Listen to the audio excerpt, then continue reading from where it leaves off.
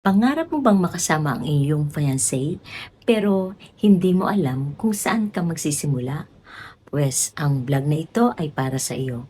So pag-uusapan natin ang K1 visa. Ano ang kahulugan ng ating K1 visa na paano magsisimula sa umpisa, kung paano ba ang pagpaprocess, at also sa video pong ito, pag-uusapan po natin ang buong proseso, kung paano po ba mag apply nito, at ano-ano po ba yung mga forms na ating fifilapan, at isama na rin po natin dyan ang medical sa St. Luke's, magkano ang magagastos, ano ang mga requirements, at sama na rin po natin ang inyong final interview. Kung kayo po ay nabibilang sa K1 visa at gusto nyong mag-process nito, i-watch nyo po ang video ko hanggang sa dulo para naman po mapagaan at mapabuti po ang inyong pagproproseso mula sa umpisa hanggang sa huli. Ako po si Jeannie Pinehaway at nagsasabi sa inyong aloha at mabuhay.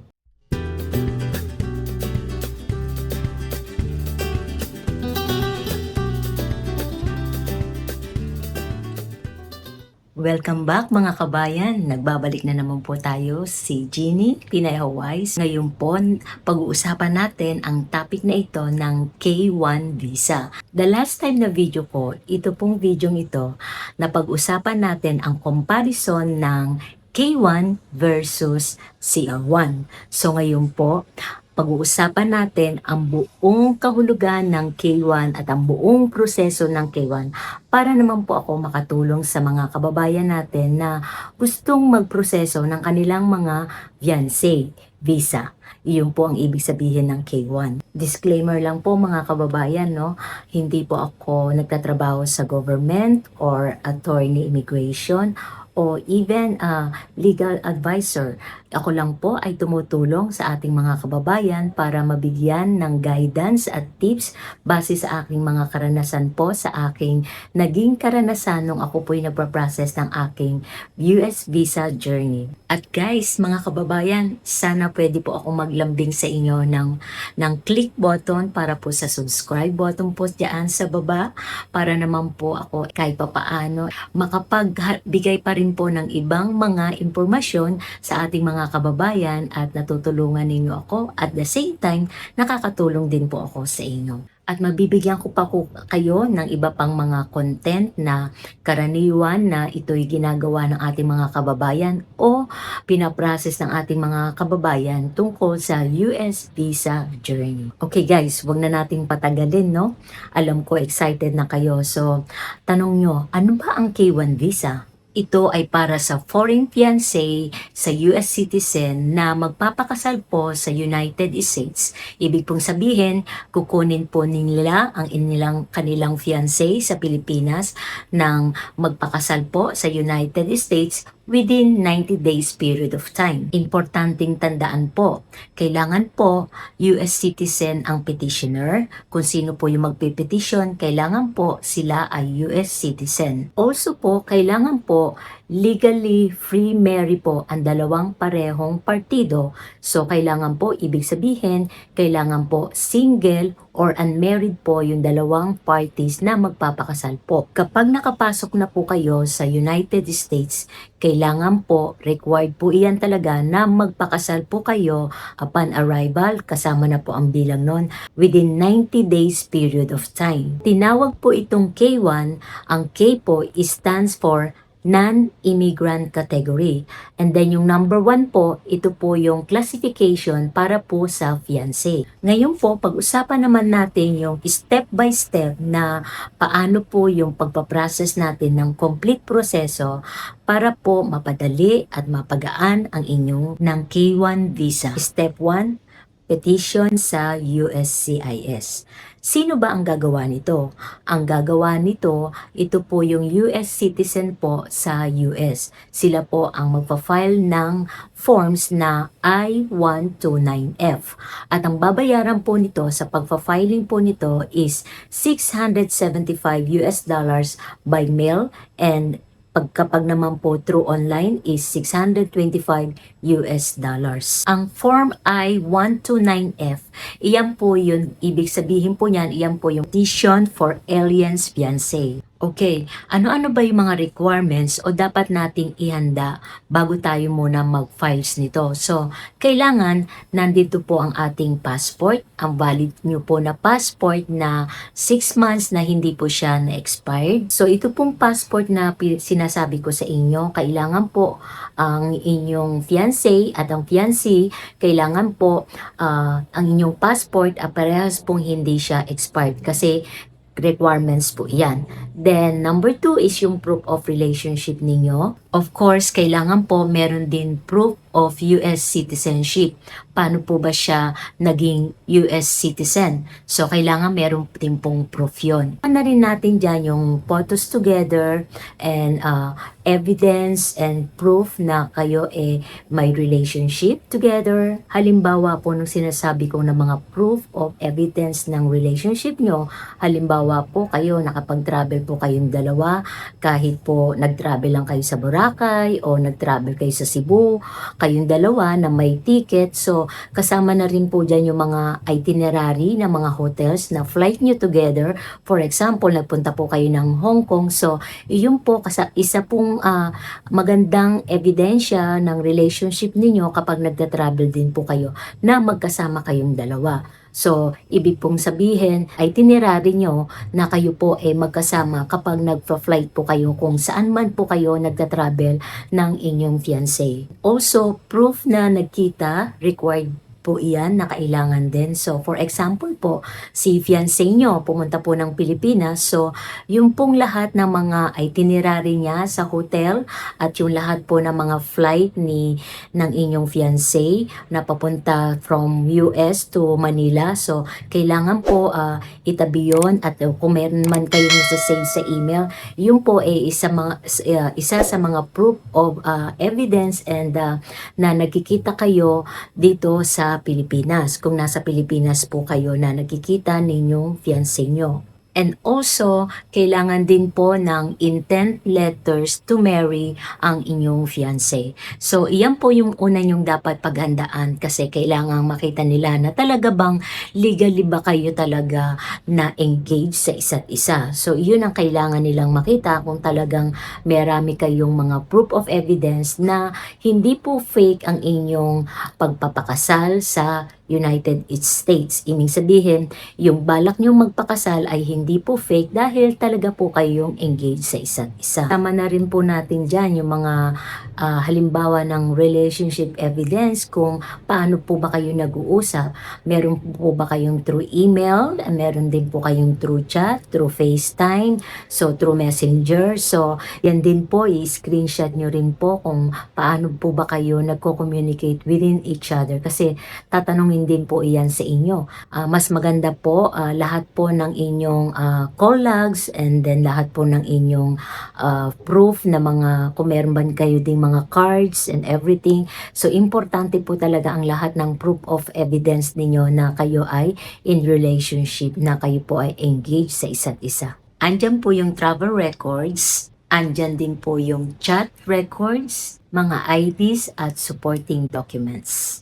Okay, sa step 2, kapag natanggap na po ng USCIS ang inyong forms na ito, yung I-129F, so papasok na po tayo sa receipts and USCIS waiting period of time. So, makakatanggap po kayo ng receipt notice. Ito po yung I-797.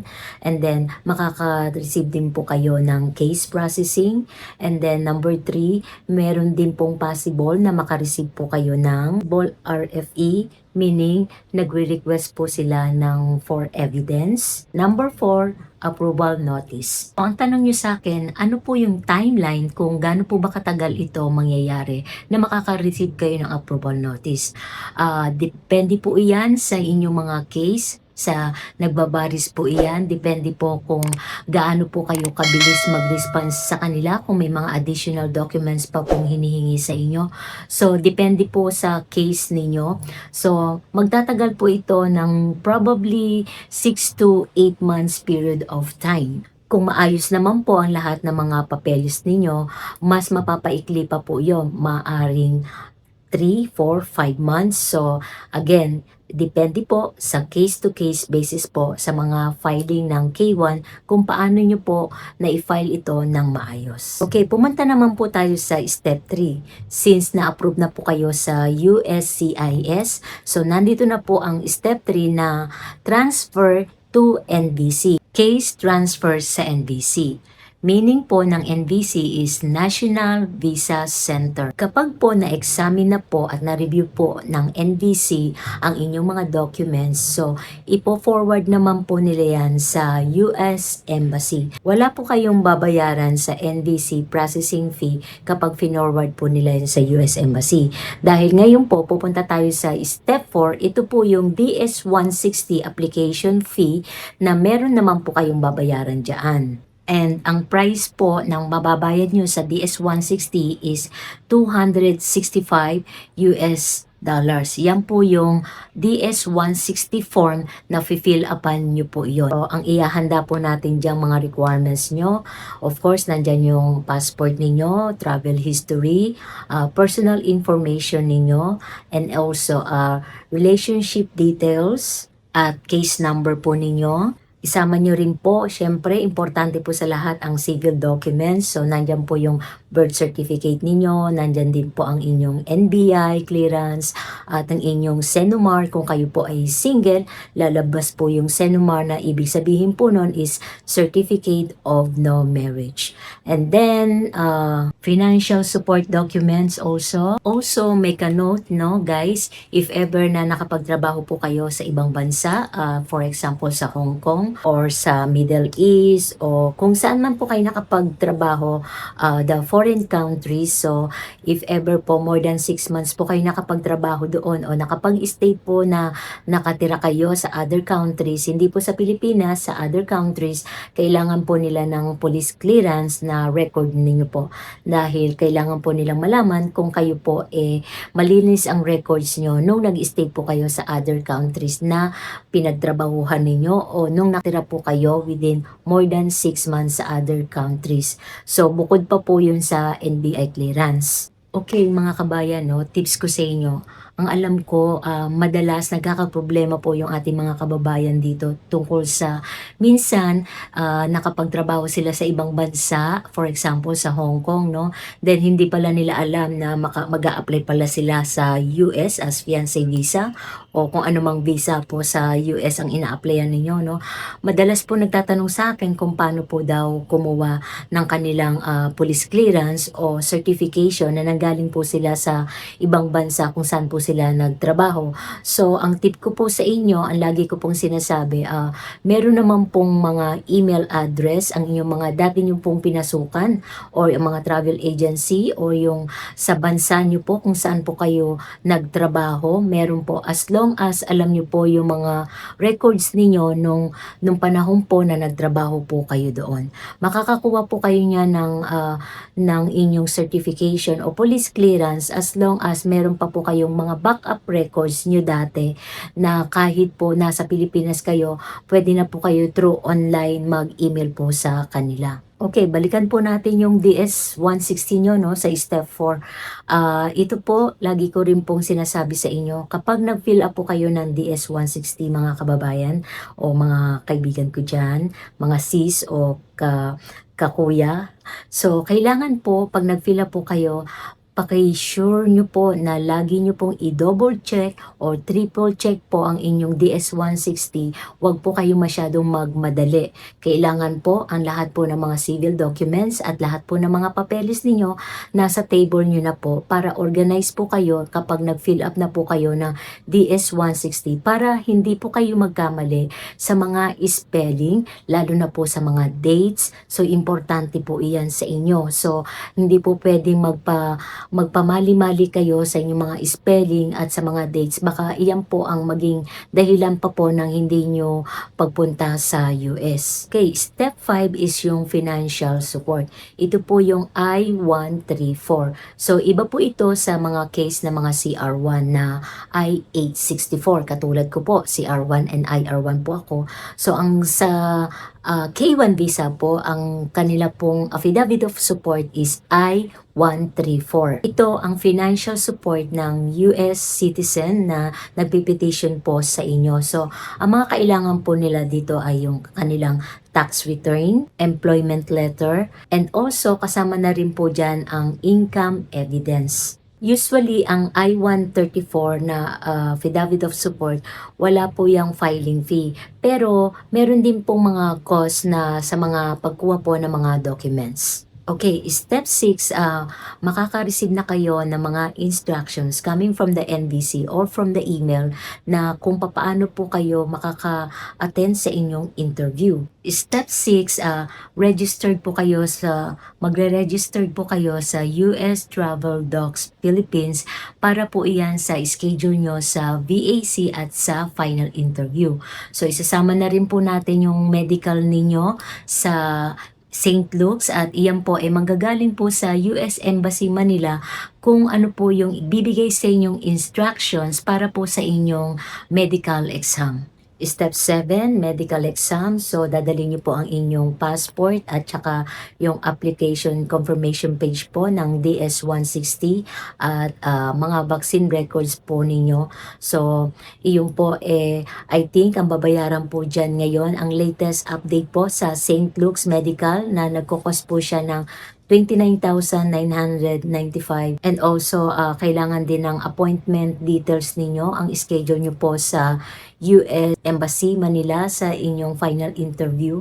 So kailangan po iyan sa St. Luke's din. Okay, step 8, nandito na po tayo sa inyong VAC. Tandaan nyo po ang VAC po, ito po yung Visa Application Center na schedule nyo po para po iyan naman sa inyong photos at saka sa biometrics ninyo. So pipicturean po kayo doon at saka magbabiometrics po kayo. Yun po yun sa Diosdado Macapagal.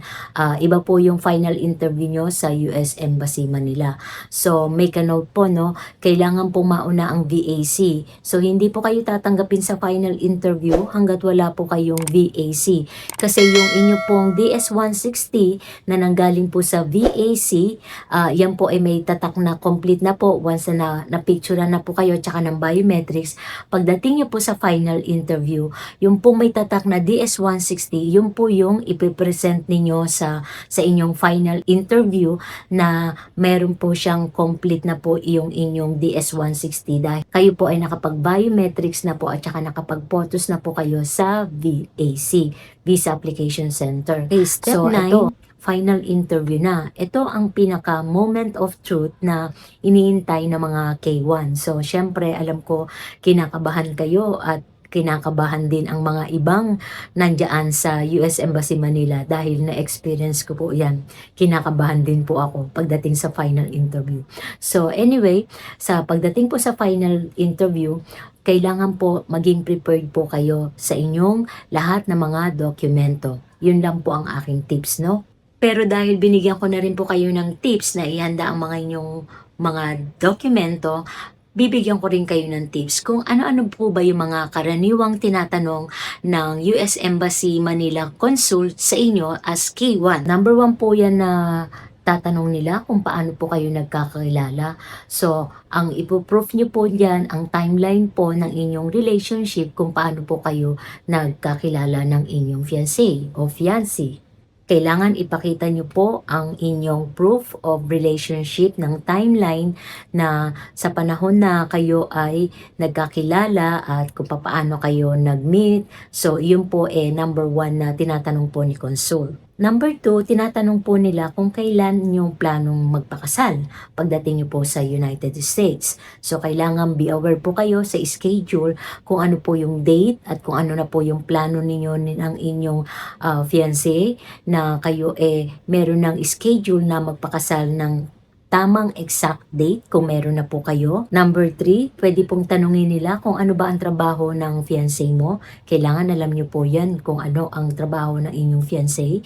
And then number 4, pwede rin pong itanong nila sa inyo kung ilang beses na po ba kayong nagkita ng inyong fiancé. And next, pwede rin pong itanong nila sa inyo kung saan po ba kayo titira sa Amerika. Okay, ito guys, mga kababayan, sa mga K1 visa, tips ko lang po sa inyo, please i-organize niyo po yung lahat ng mga documents ninyo kasi diyan po nakasalalay yung inyong pagsagot sa kanila. Kung if ever ang inyong mga documents kailangang may itanong sa inyo, kailangan po maayos ang inyong mga documents at dala niyo po lahat ang proof of evidence niyo na in relationship kayo.